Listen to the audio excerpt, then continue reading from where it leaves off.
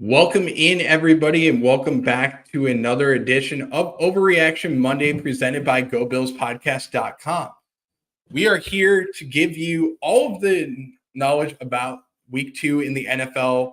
We are going to blow things out of proportion because that is what the NFL is all about. What is the NFL without a little bit of drama? So let's dive into our hottest takes after yesterday's action between a ton of different teams. And like I mentioned, this was an action-packed week 2 in the NFL. We saw 10 games in the 1 o'clock action, and it was definitely something that came down to nail-biter games. Before I begin to bash some of these teams in the NFL, I'm going to start with myself on the bashing scale because this was one of my worst weeks ever that I've had in terms of betting on NFL games. I finished the week with a 7-8 record overall in one of my leagues, along with a 5-10 mark in another league. That is absolutely abysmal in terms of what I am capable of. I should have just switched my picks all the way around. I would have been 10-5. That totally sucked for me, and I wish I would have done a better job on my picks. But without further ado, let's start off with our Overreaction Monday presented by GoBillsPodcast.com. But before we begin, we have to do something very special and hit our intro.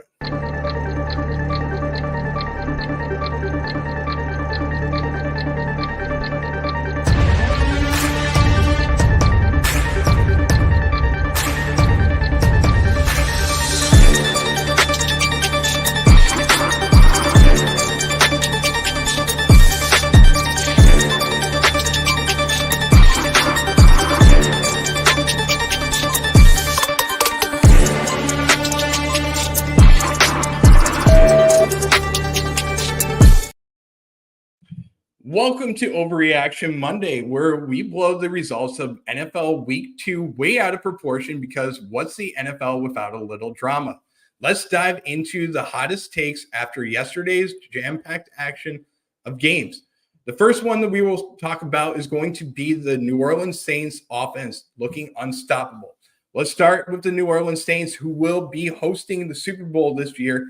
And the Saints absolutely demolished the Dallas Cowboys 44-19.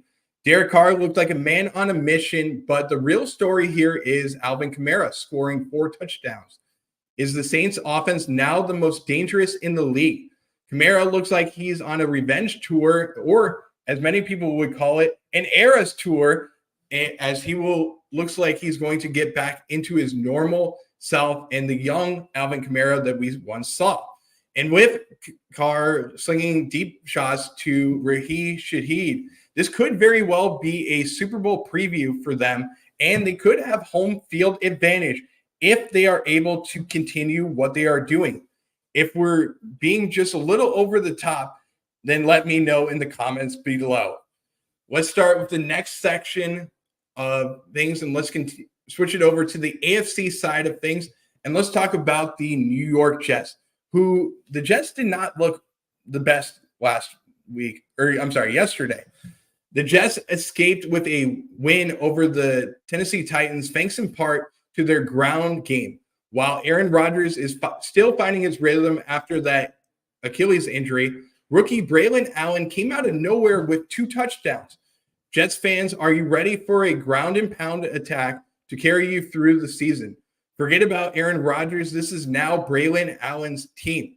And I know my buddy from the AFC East Summit, Anthony, is going to hate me for saying this, but I strongly believe that this team needs to have a ground and pound attack in order to create opportunities for the old Aaron Rodgers to be able to continue the dominance that the offense is looking to have. Let's turn it over to the NFC side of things, and let's start with those Arizona Cardinals, who in week 1 struggled in the second half against the Buffalo Bills. But this is now a conversation that we need to have. Is Kyler Murray an MVP caliber player, and could this be Kyler Murray's MVP season? Kyler Murray and the Arizona Cardinals dismantled the Rams 41-10. Murray was unstoppable and connected with Marvin Harrison Jr. many times throughout the games. Harrison Jr. made Rams defenders look like they were playing in quicksand.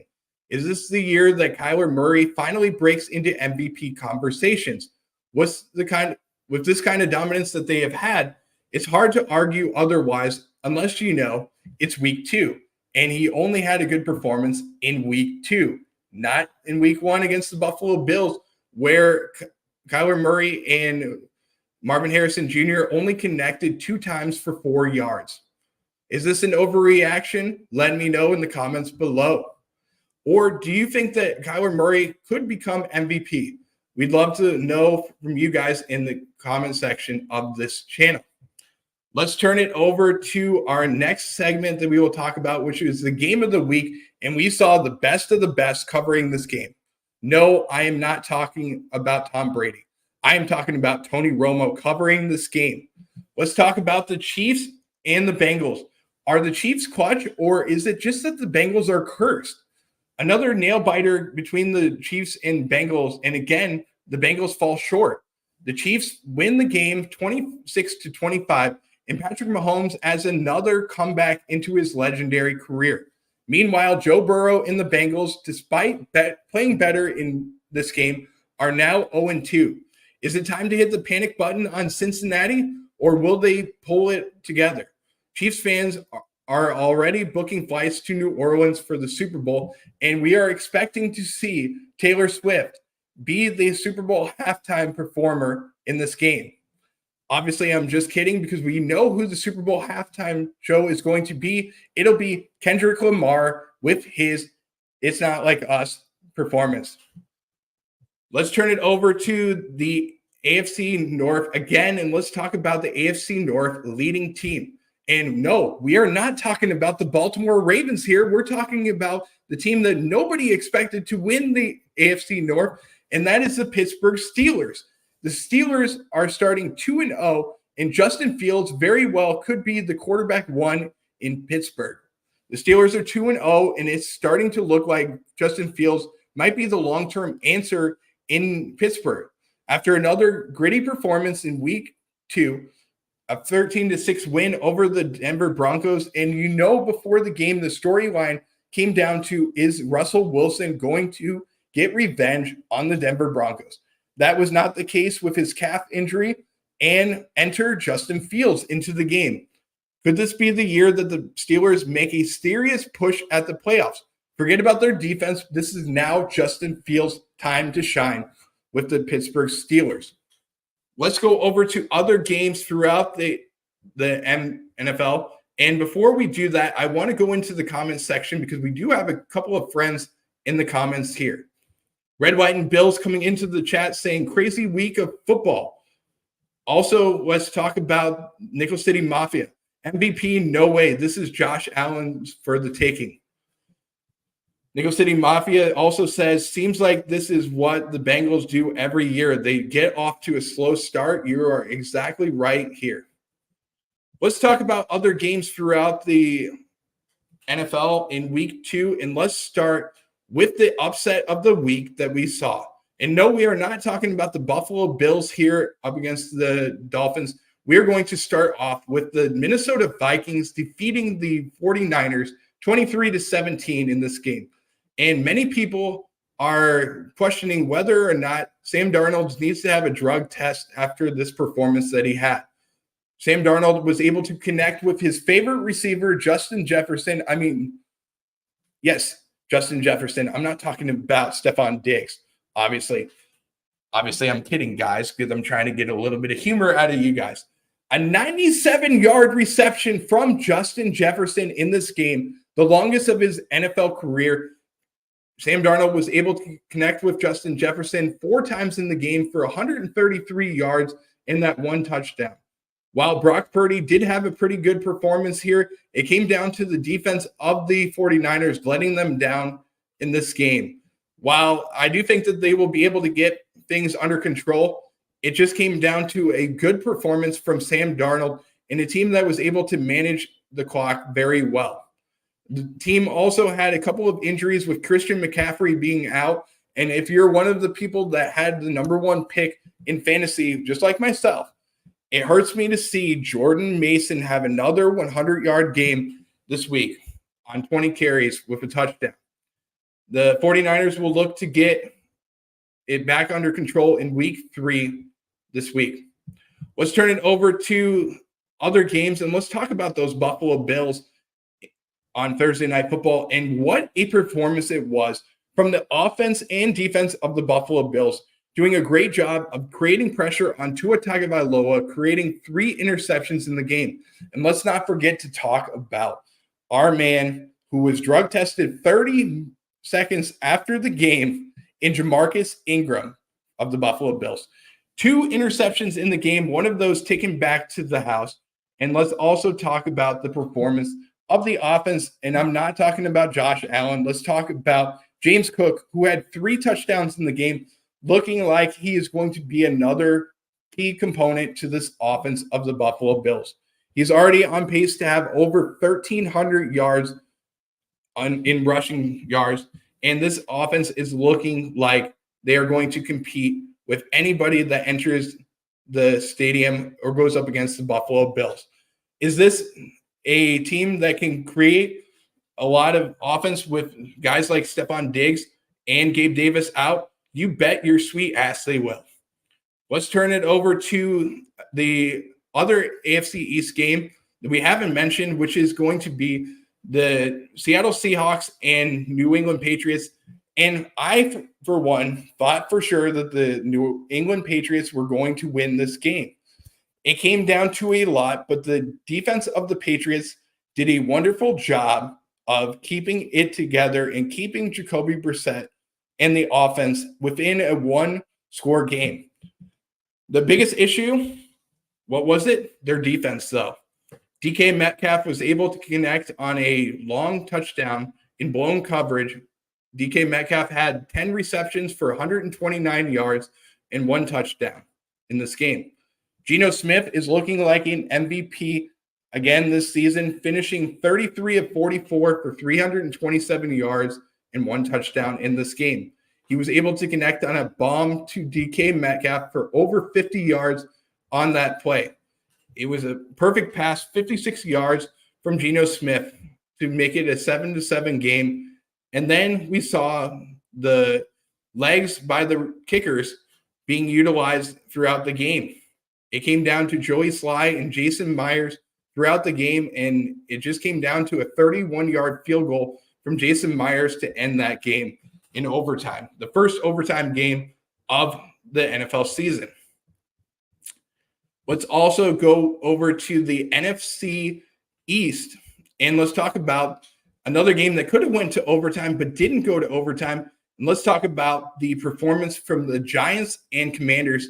And boy, I'm not going to roast the New York Giants because they don't need it anymore. They've been roasted enough.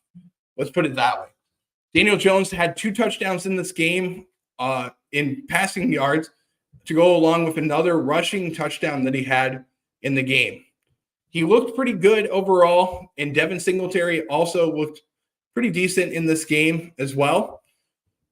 It really just came down to Jaden Daniels having a good performance here, putting the team in good position to put points on the board. And no, they were not able to get any touchdowns on offense. They were able to put points on the board by their kicker. This is the 5th kicker that they have signed in the NFL season since it began. Austin Seibert had 7. Yes, you heard it right. 7 field goals that he made in this game, connecting from 27, 45, 26, 27, 29, 33, and 30 yards to give the team a 21-18 win over those New York Giants. And it was all about their kicker, like I mentioned. Forget the other 52 players on the team. It was one man that took down the New York Giants. And I want to also mention Brian Robinson Jr., a great performance that he had as well, 17 carries for 133 yards. And we got to see the return of Zach Ertz, the 2010 player that had an excellent career in the NFC East up against all these NFC East teams. with the Philadelphia Eagles have another great performance, 4 catches for 62 yards, leading the way in receiving yards for the Commanders. Let's turn it over to the upset of the week that we saw with the Packers defeating the Indianapolis Colts 16-10. And I know many people, along with myself, ruled out the Packers in this game. We thought for sure that Anthony Richardson was going to be able to perform well in this game. Richardson had 3 interceptions in this game, finishing 17 of 34 for 204 yards, 1 touchdown, and 3 interceptions. Jonathan Taylor had 12 carries for 103 yards, looking like he's back to his prime self and teaching people that it was perfect to pick him with a top pick in the NFL fantasy leagues. Other running backs that had a great game in this game were Josh Jacobs, who doesn't really have a lot of competition behind him, finishing the day 32 carries for 151 yards. To go along with Malik Willis, 12 of 14 for 122 yards and 1 touchdown in passing terms. He also had a rushing touchdown in this game with his legs, and he pretty much kept the team in check and being able to put points on the board. And I give a lot of credit to Matt LaFleur for having a good offensive script for Malik Willis, who has only been with the team for no more than a month. Let's turn it over to the easiest game of the week, which everybody expected to win, which was the Los Angeles Chargers winning against the Carolina Panthers. And I'm not going to go too much into this game. The only things that I will say about this game are, number one, who expected for Jim Harbaugh to be the only brother to be 2-0, and who expected John Harbaugh to be 0-2? Nobody expected that whatsoever. Other things that I will add to this are that we did not expect to see Bryce Young with under 100 yards of passing yards in this game. And we also saw potentially the end of Bryce Young's young career in Carolina. This could very well be the end, with Andy Dalton becoming the starter now for those Carolina Panthers.